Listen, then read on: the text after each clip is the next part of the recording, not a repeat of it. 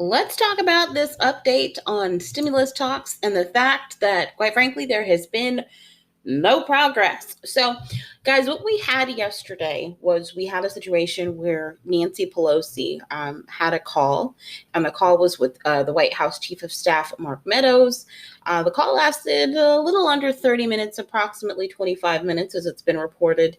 And look, Nancy Pelosi came out and she said, "Guys, there's no progress being made on these talks." And the reason for this is because she is very upfront and open about the fact that when it comes to what the Democrats are bringing to the table and what they are looking to take from that same table, the Democrats are not willing to make any concessions when it comes to two things.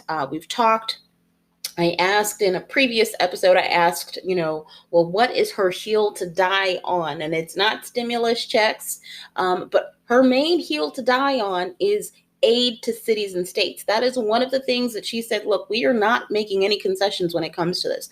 She also said that she's not willing to move away from giving direct cash assistance, direct aid to Americans, something that I don't know if I mentioned this in a previous episode when I talked about this skinny bill that the Republicans proposed.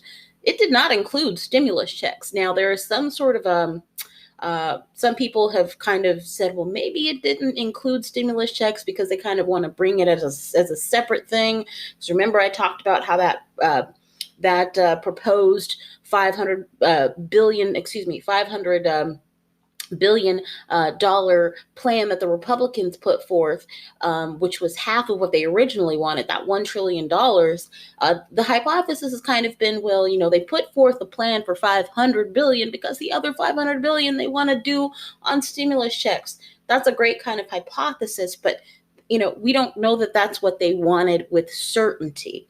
But anywho, so she said those two things when it comes to aid for cities and states, and we've already in previous episodes talked